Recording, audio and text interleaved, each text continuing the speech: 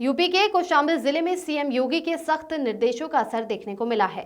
राजस्व से जुड़े मामलों को लेकर डीएम मधुसूदन हुल्की ने सख्ती की है। डीएम ने अफसरों के साथ बैठक कर राजस्व से जुड़े वरासत, पैमाइश, बंटवारे जैसे मामले को लेकर तत्काल निस्तारण करने के आदेश दिए हैं।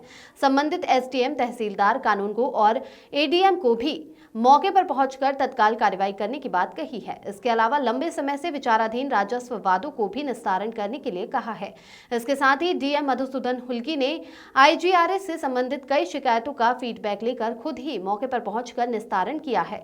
डीएम ने बताया कि सीएम के निर्देश के क्रम में अभियान चलाकर राजस्व से जुड़े मामलों का निस्तारण किया जा रहा है, जिसमें आईजीआरएस से जुड़े मामलों को विशेष प्राथमिकता दी जा रही है।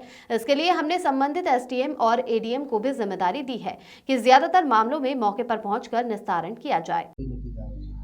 लगातार हम लोग 3 महीने से इसमें हम लोग आइडेंटिफाई कर चुके हैं किस क्षेत्र से सबसे ज़्यादा आईजीआरएस की शिकायत आ रहे हैं। लैंड रेवेन्यू मैटर्स है, विकास के मैटर है, पुलिस के मैटर है। हमारी टीम आइडेंटिफाई करके हर सप्ताह 2-2, 3-3 आईजीआरएस ऐसे मौके पे जाके पहली बात है ये चेक करते हैं कि अगर रिपोर्ट लगी हुई है वो सही है कि नहीं। दूसरी बात है अगर निस्तारित नहीं हुआ है तो वहीं पे मौके पे जाके दोनों पक्षों को बुलाते हैं, कंसर्न डिपार्टमेंट को बुला के वहीं निस्तारित करते हैं।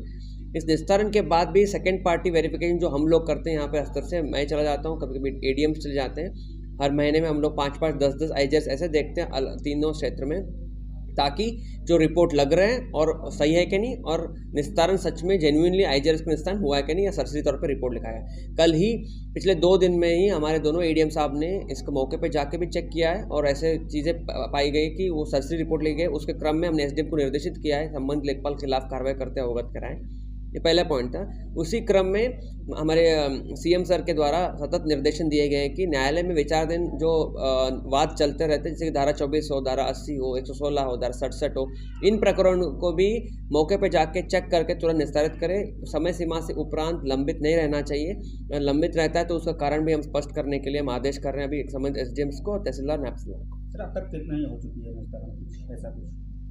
ये लगातार आईजीआरएस आते रहते हैं, परंतु मैं ये आंकड़े दे सकता हूँ जो हमारे स्तर पे कलेक्ट्रेट स्तर पे हम लोग लगातार जो फीडबैक लेते रहते हैं। हर दिन हम लोग 5-5 लोगों से हर तहसील से लेते हैं। तो आज अब तक हमारा लगभग 300-400 लोगों से हमारी बातें हुई हैं कलेक्ट्रेट की आईजीआरएस टीम से, जिससे ये पता चलता है कि जो फीडबैक मिला हुआ है, जो आईजीआरएस का निस्तारण हुआ है, नियमानुसार हुआ है नहीं हुआ है और एक्चुअल में हुआ है या सरसरी तौर पर रिपोर्ट लिखा गया। इसके क्रम में हमारा मैक्सिमम अराउंड 70-80% हमें संतुष्ट फीडबैक मिल रहा है। बाकी का जो बचे 20% हम कोशिश करेंगे कि इसमें फील्ड में और जाए और मौके पे ही निस्तारित करते हुए अवगत करें।